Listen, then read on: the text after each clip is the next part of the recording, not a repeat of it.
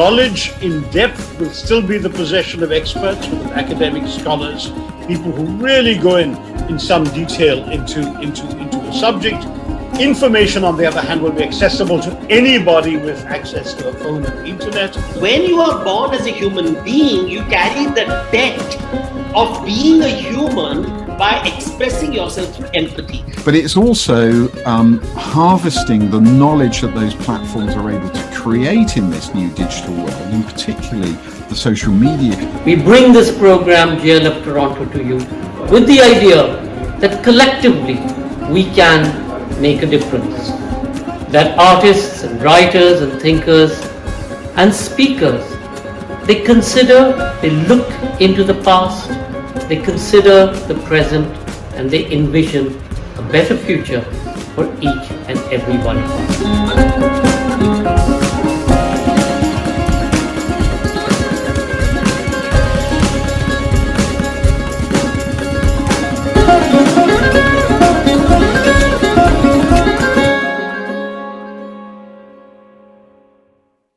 Welcome to the third session of the day. On behalf of Namita Gokhale, William Dalrymple, Sanjay Roy, Shrinka Walia, and my other colleagues at Team Dargatz and JLF Toronto, we welcome you to this session of JLF Toronto Virtual Festival. Almost probably, the microcosm of the family. Gail Anderson-Dargatz and Lisa Bird-Wilson in conversation with Meenakshi Alimchandani. Two engaging novels look at the microcosm of the family.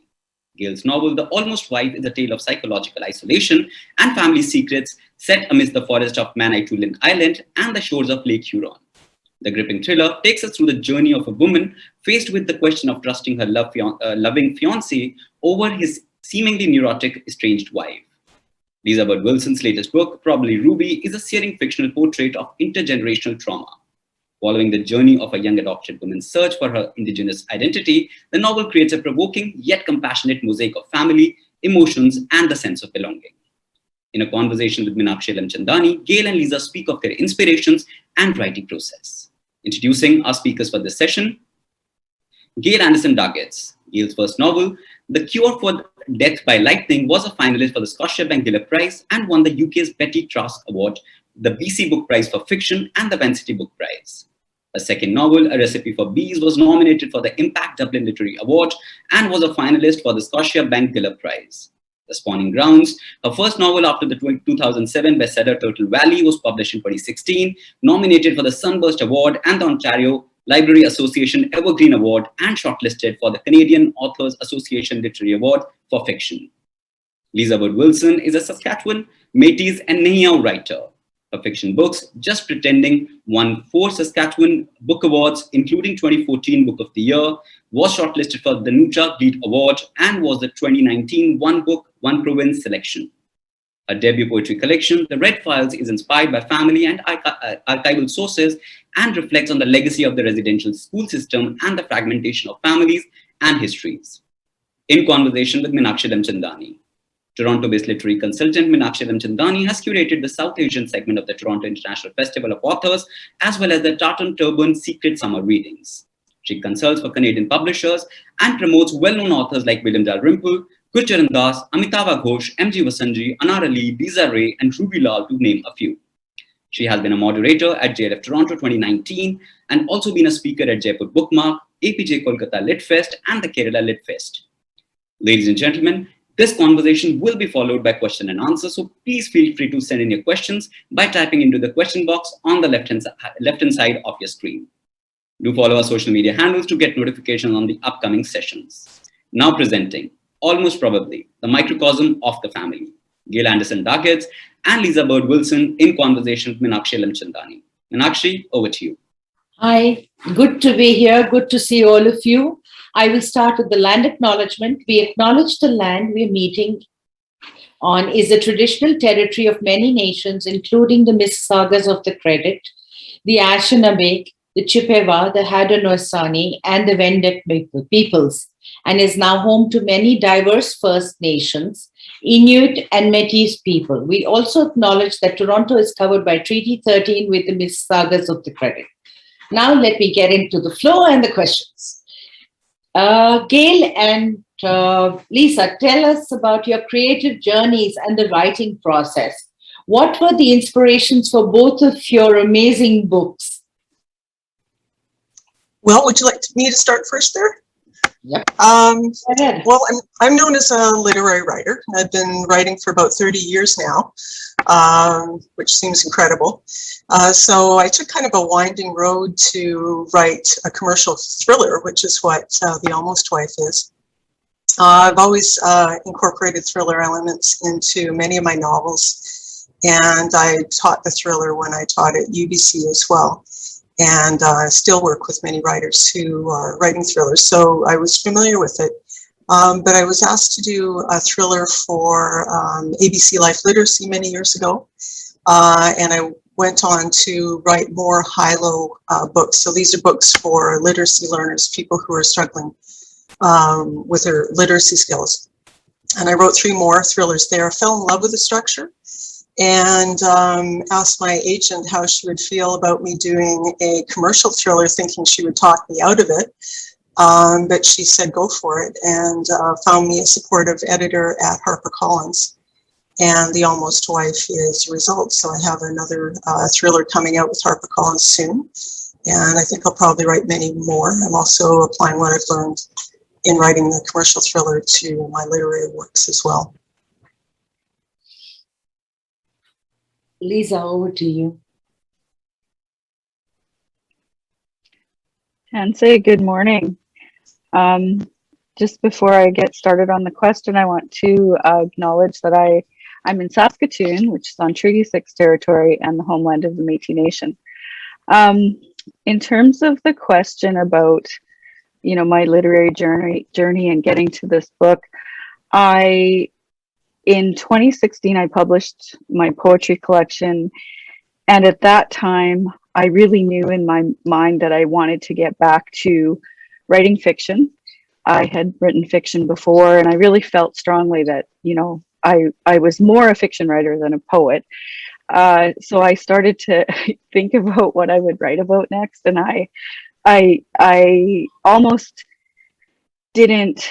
I felt like perhaps I didn't have any more fiction in me. Like I just didn't know what to write. So I started to apply that cliched advice about write what you know. And so I started writing about as many aspects of being Indigenous and being adopted that I could sort of explore, and really tapping into the curiosity around that experience because I myself am Indigenous and adopted. So I started to take a look at that from a variety of perspectives, and ultimately I realized that I was writing, one woman's story, and it turned out to be Ruby's story, and this is the result. That took a long meandering road to get to, but eventually the book of Probably Ruby has come to be. Are your books based on biographical or true life events, that have taken place? Has that been the inspiration for you? Not this particular book. The Almost Wife is a domestic thriller, which does tend to deal with harder topics around family life, like trauma or spousal abuse. So I was really working within the structure. There was one exception, though, for me, and that is the landscape. I set the novel on Manitoulin Island, and I'm a BC girl, but my husband's mother lived on Manitoulin Island, and so we would make a trek right across country with our 2 kids and their bunny to Manitoulin every summer to spend time there with her and with other members of the family. So it was a gathering place, and of course we both absolutely fell in love with Manitoulin. It's just an amazing place, and so I felt. I actually bonded with the island, and we actually lived there for a year as we contemplated moving there as well. And I couldn't really fully commit to either location, and felt quite torn about basically 2 lives and 2 communities that we formed there. And you'll see that kind of ache and indecision in The Almost Wife as the protagonist, Kira, struggles to make a choice between two lives, one in Manitoulin and one in the city, although her indecision is much more complicated. So that's the one piece of my own personal experience that was in there. I did do a lot of research for the book, and I did do interviews, which is one area of research that I think a lot of fiction writers often neglect. The one thing I don't do is I don't interview anyone who has experienced trauma, because of course it can trigger them. So I steered away from that with this book, and ended up pulling from a great many different resources for the research, including a psychologist who I interviewed, and you'll see that acknowledged at the back of the book as well. Lisa. Well, I did mention that Ruby's background is similar to mine in terms of being Indigenous and adopted, but I'm always really careful to not, to let people know that you can't draw a line between the author's life and the fiction that she writes. There are elements, of course, that are coming from my experience or growing out of my experience, but I love the fiction genre precisely because it's fiction and that creativity can be applied to it. I think about Ruby as a character. Ruby had to develop for me in my mind over time in terms of what was propelling her, and Ruby is wild. She's got this sense of humor. She's got this laugh that she's flinging around all over the place, that's sort of doing a lot of things for her as a character, in terms of she's hiding her hurt with it, but she's also using it genuinely, and she's using it to express her power. So she uses it in a way where she says, well, I'll show him who I am, and then disperses this big laugh or whatever. So yeah, I mean, in those ways, of course, I don't know, I'm careful not to draw that line, as I said, between this fictional character and myself, but the basis is there in terms of, Gail, you were mentioning location. This story takes place obviously on the prairies, and being Indigenous and adopted, which is not only my experience, it's the experience of at least 20,000 Indigenous adoptees in Canada from that period of time that we call the 60s scoop, but it covers several decades as well. So and this is to both of you. I love the way that both of you, Gail and Ruby, have used the backdrop of family, right, to tell your stories. Can we talk a little bit about this? For me, the common theme that kind of links both your books is that of unresolved grief and hurt, yet there is a healing conclusion. There is hope. Well, yeah, and I've always written about family and domestic life, and kind of the darker end of family and domestic life. Just from a writing standpoint, there's more potential for conflict there. There's more at stake there, and the conflicts are really much more powerful there. And of course, it's the stories that we can all relate to. We all have unresolved grief and hurt, and that happens in every family. And we do find our way through it. We do find healing, or at least we hope for that. We hope for it.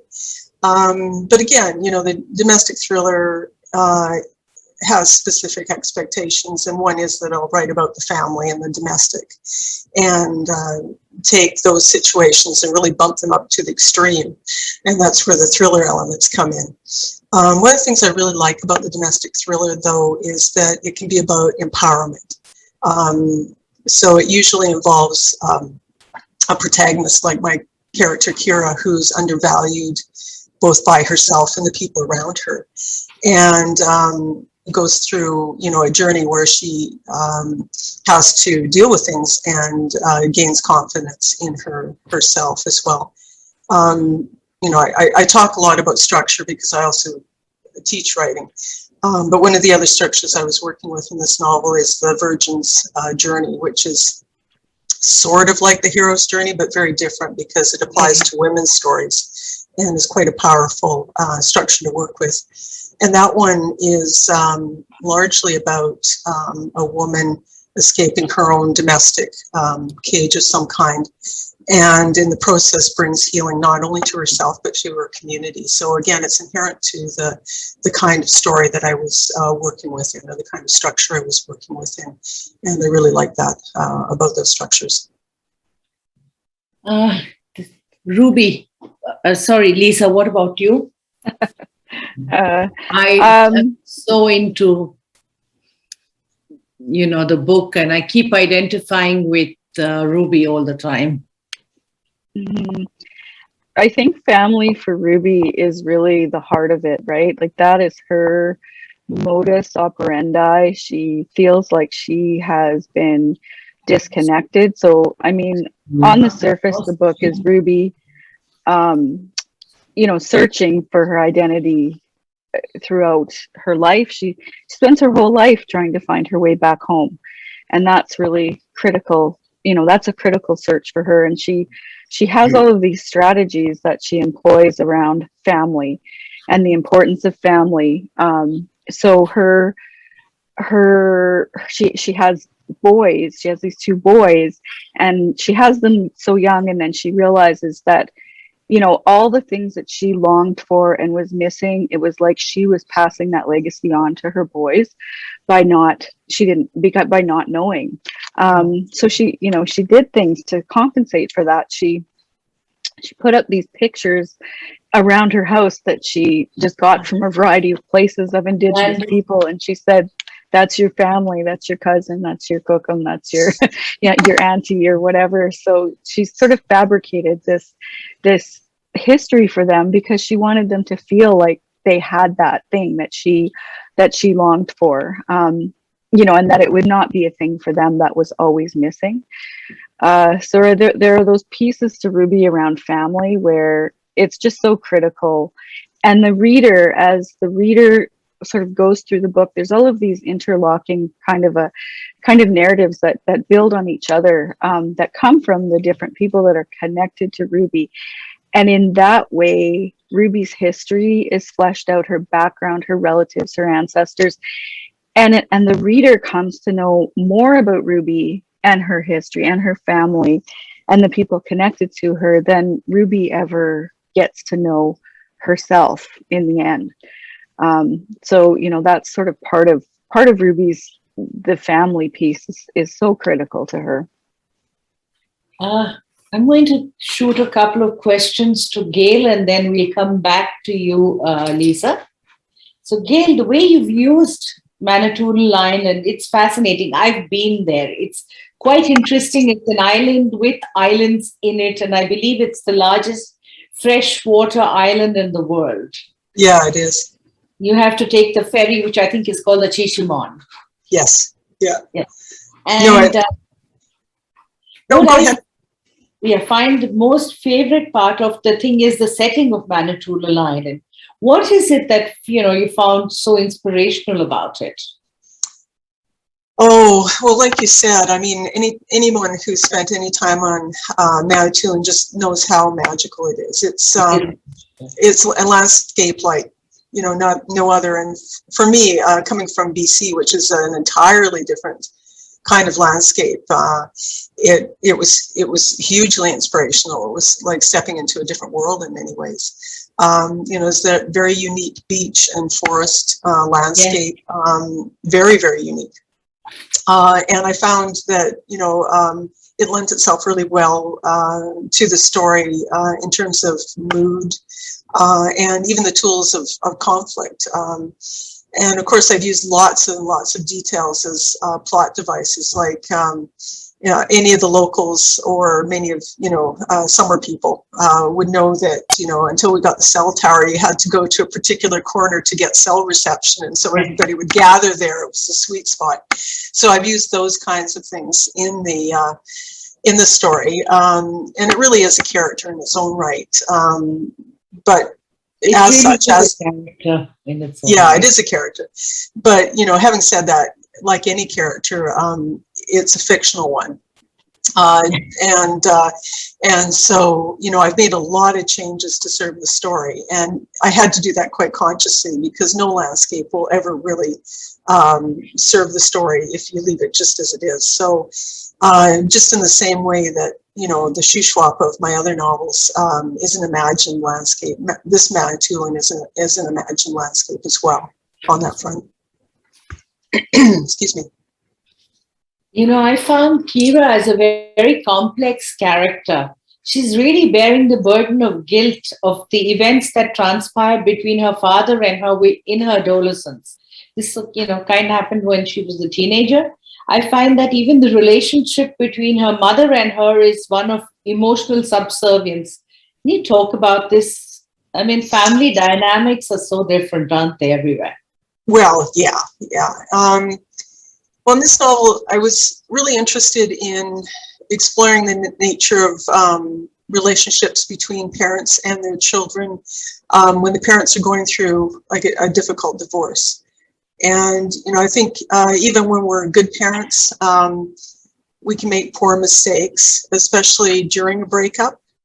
And we can feel threatened by the person that we once trusted the most, and that's, you know, our ex. And find ourselves, you know, competing with them for our children's affection, say. And if we're not careful in putting the needs of our children first, we can easily harm our kids by allowing, you know, our own anger and blame to damage their relationship with the other parent, but ultimately with ourselves as well.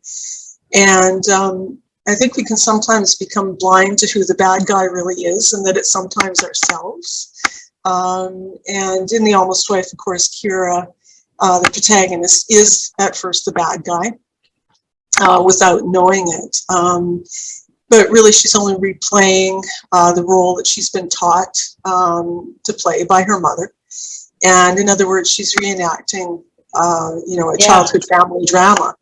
And she has to go through that process, that journey that she goes through in the story before she can step out of that kind of time loop and break that cycle, not only for herself, but for her kids as well.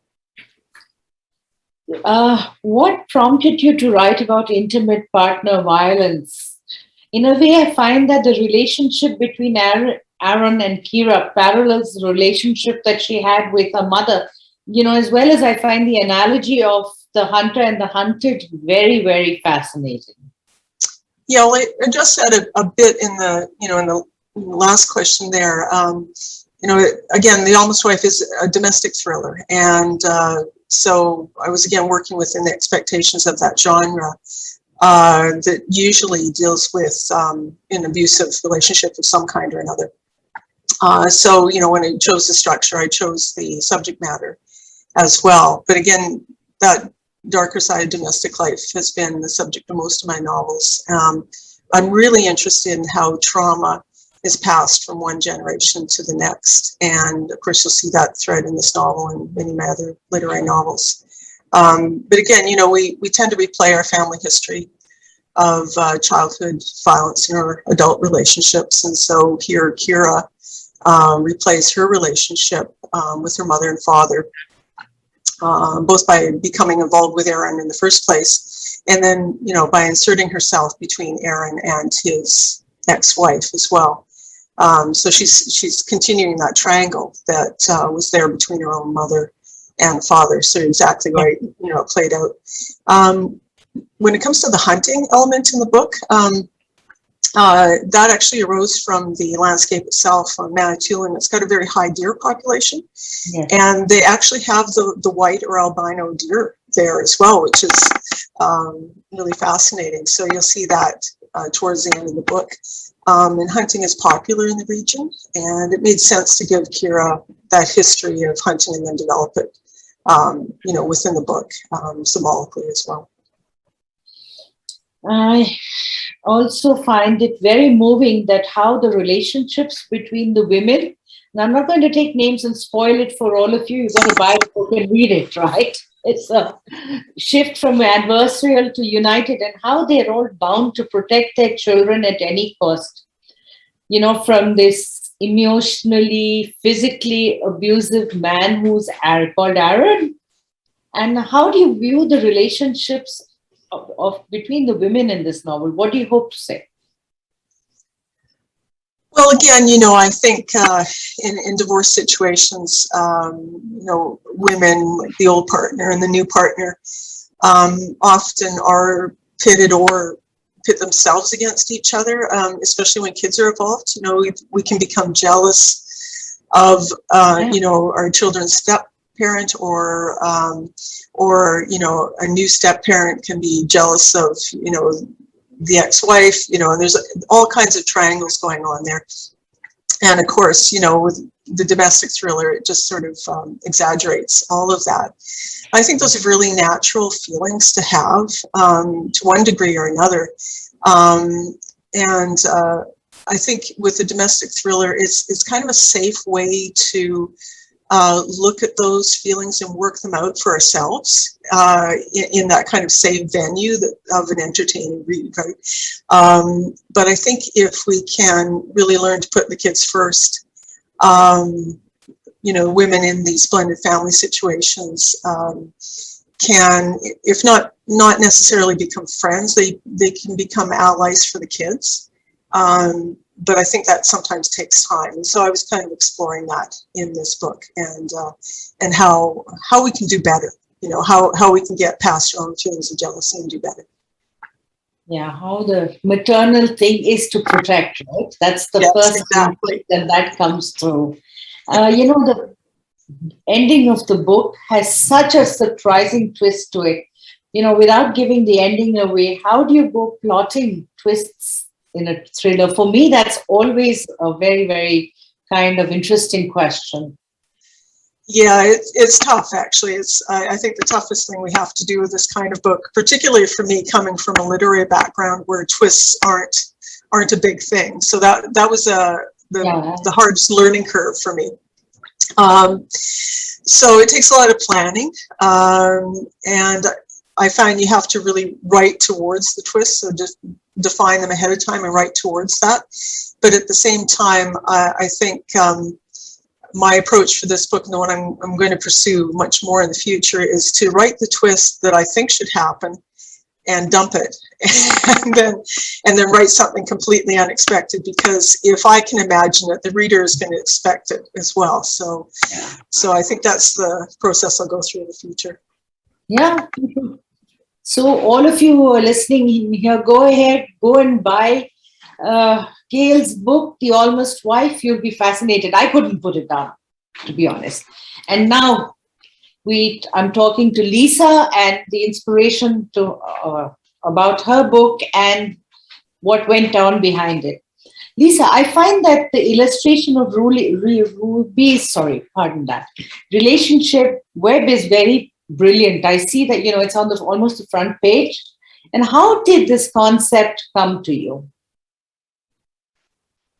Well, the relationship web, and I just have a bigger sort of a color version that I'll show you. I don't know if is that clear? Yes.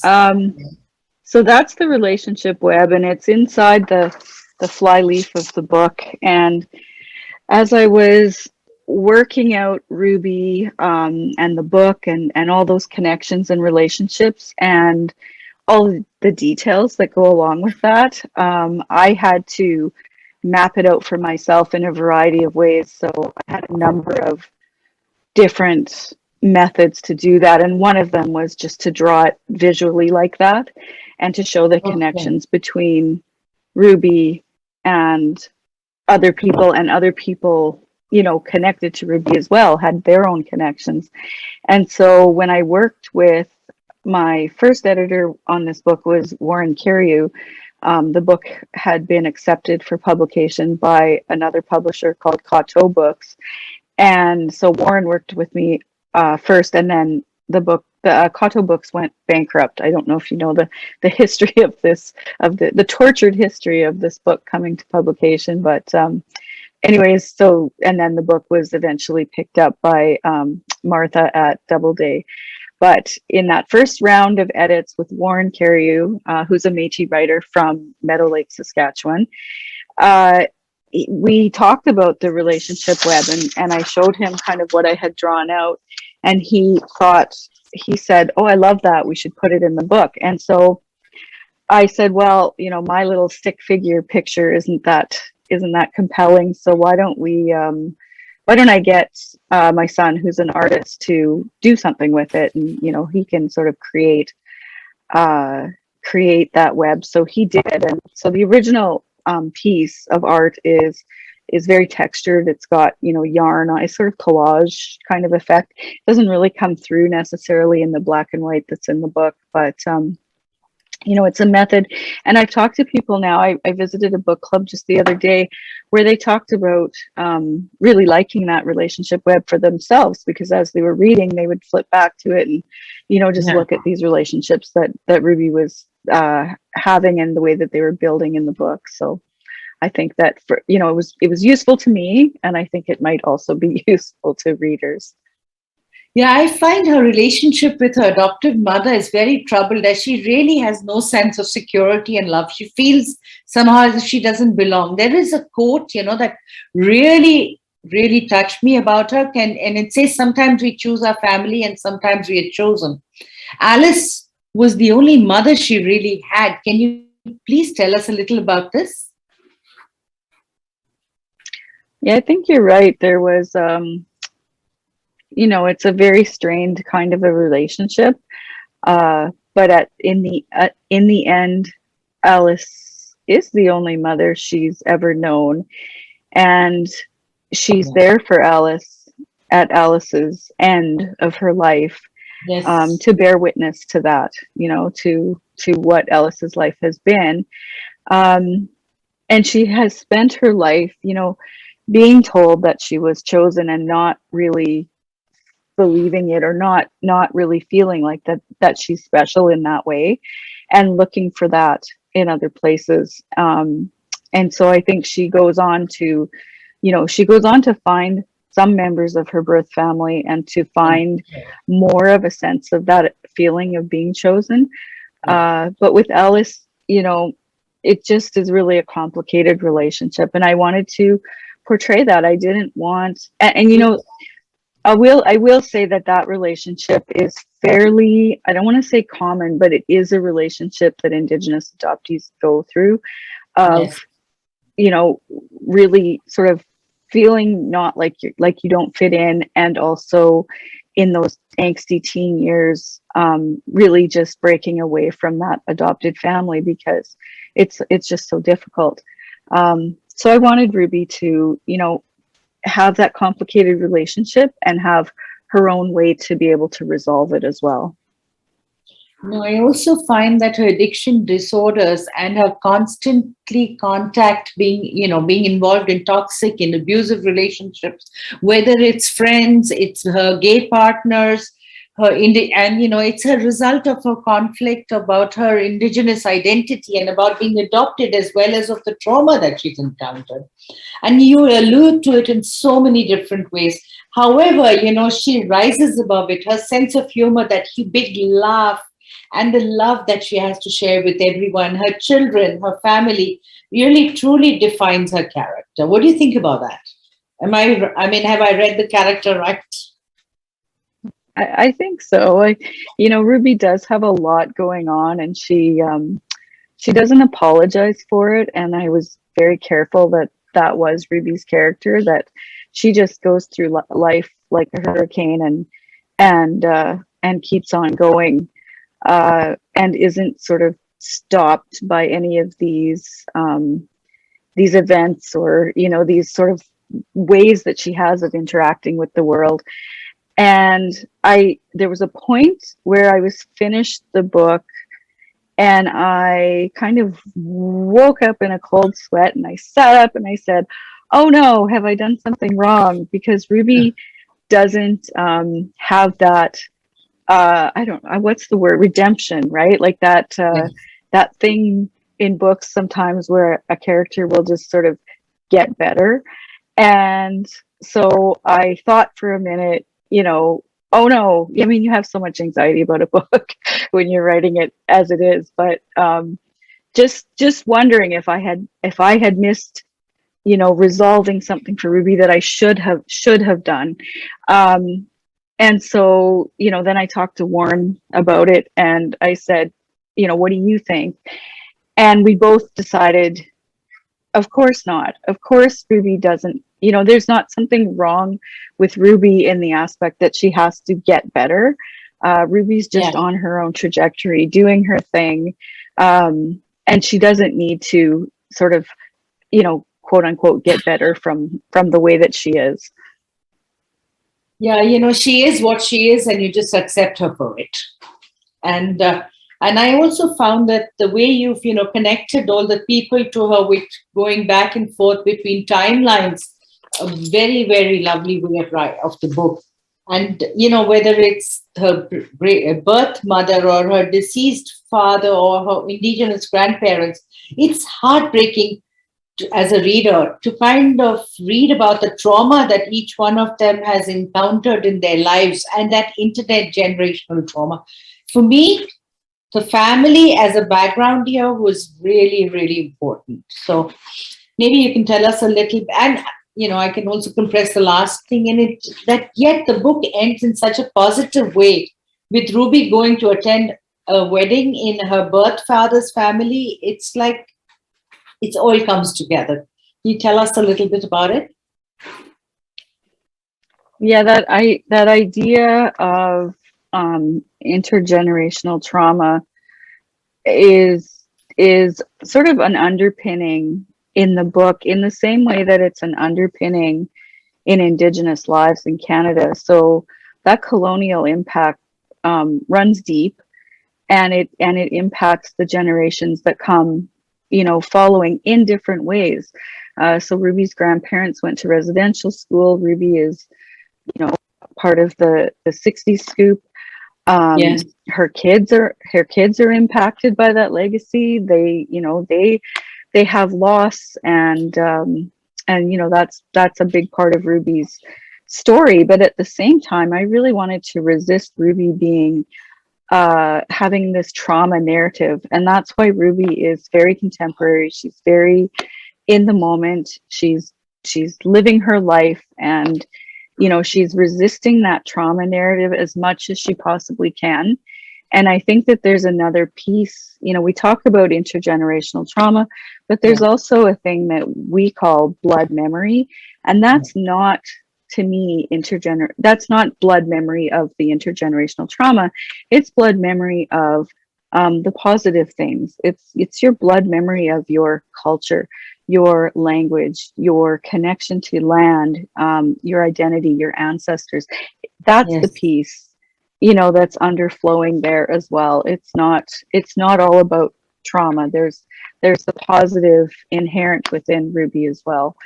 And I'll just mention at the ending, you talked about the ending, and it made me go back and look.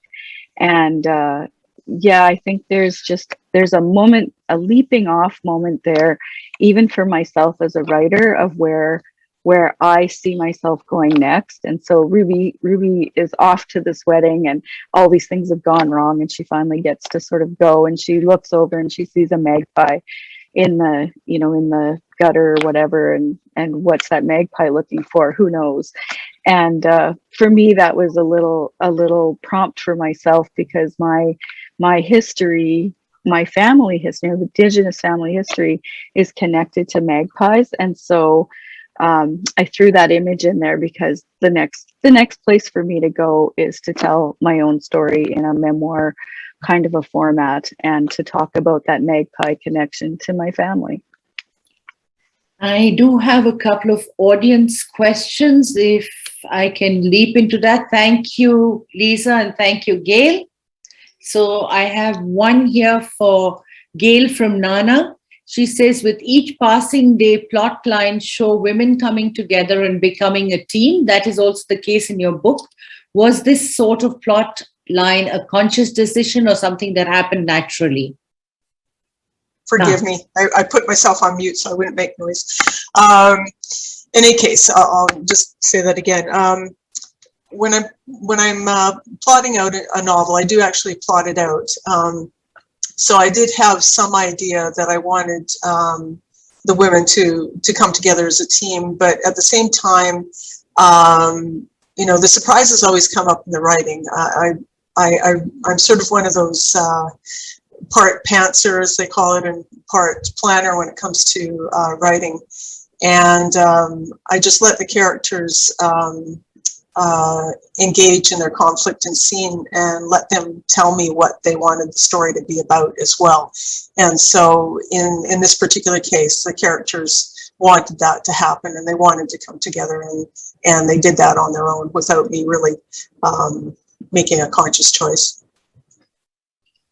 Mohawk asks here that since you're writing several novels and books simultaneously, do characters from different books influence one another? Is that a question for me or for Lisa? It's, I think, for Gail, yes. Sorry, Yes, it's on okay. the chat window. I'm not very good with it. Yeah, I do work on several projects at a time. One's usually in the kind of discovery writing stage or the writing stage. One is in the kind of outlining stage, and one is usually in the editing stage.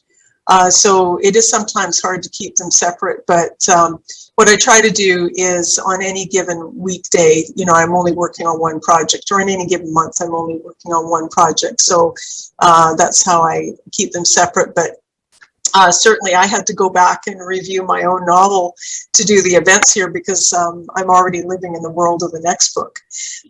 So I had to revisit the characters and revisit the story, just because I'm already sort of into the next novel. And there's a question here from Yash for Lisa. How do you think poetry, novels, and paintings and other forms of creativity and arts can be used to speak out against institutional suppression of marginalized communities?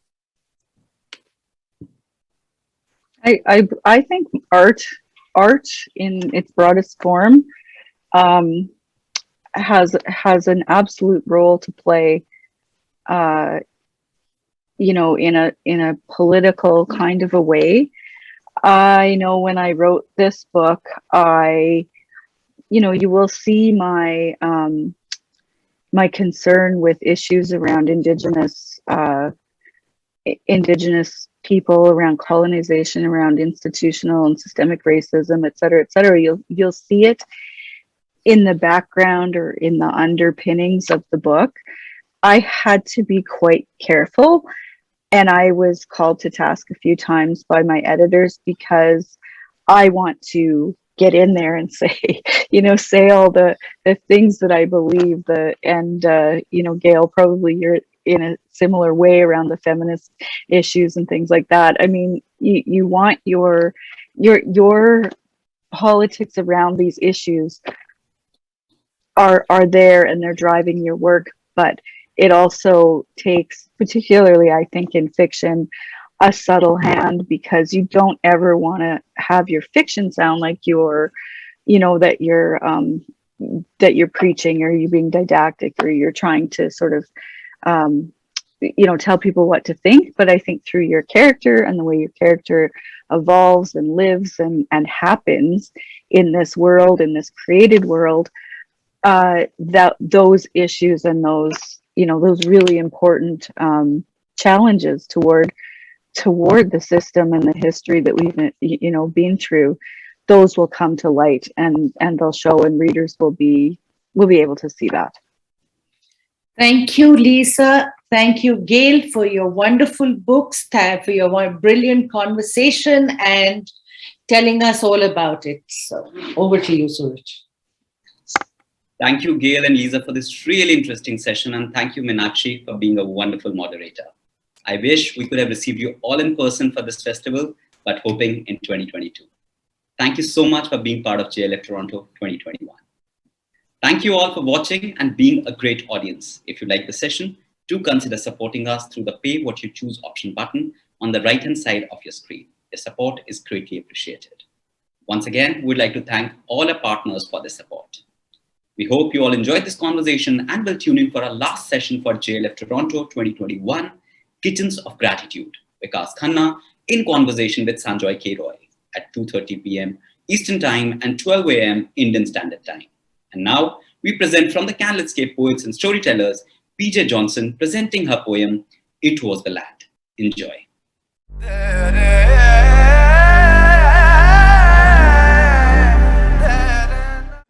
I have a poem that I'd like to share.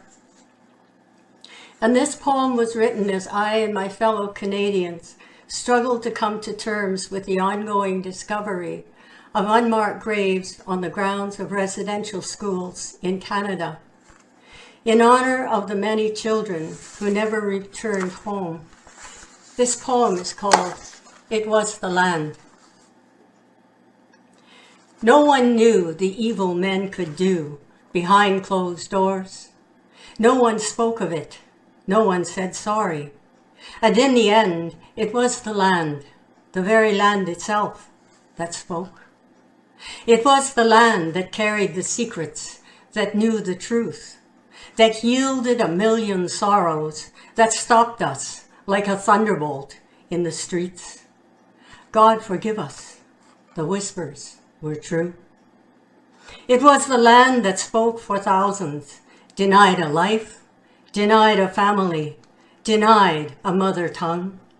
And as our grief-filled days stretched out before us like a blanket of fear from the land of the Mi'kmaq to Haida Gwaii, we were numb with disbelief. For it was the land, the very land itself, that spoke to us in the darkness, in the sacred smoke of our ancestors and in the voices of our children who whispered on the wind, guiding us, showing us the way, telling us there will be a time for coming together as a nation, as a people, and as a family, to celebrate now and lift our brothers and sisters as never before.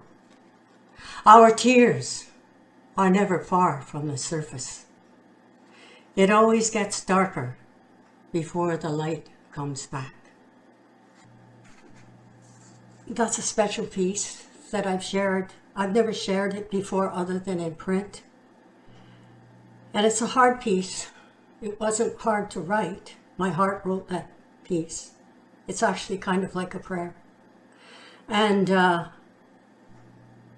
I didn't attend residential school, but I was one of the ones taken away by the government. My brother and I both ended up, well, in the foster home from hell, and only one of us survived. So this has opened a lot of old wounds and issues. And I believe that it's only as coming together as a people, as a family, all Canadians, that we can see our way through this dark time. Thank you for allowing me to share this piece.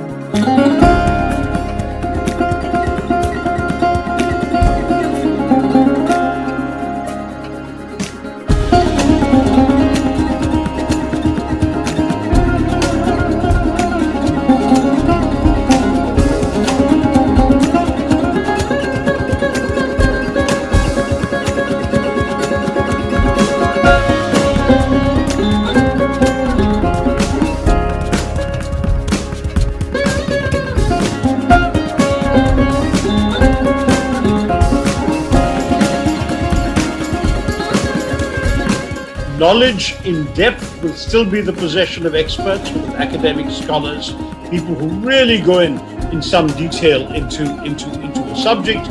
Information, on the other hand, will be accessible to anybody with access to a phone and the internet. When you are born as a human being, you carry the debt of being a human by expressing yourself through empathy. But it's also harvesting the knowledge that those platforms are able to create in this new digital world, and particularly the social media.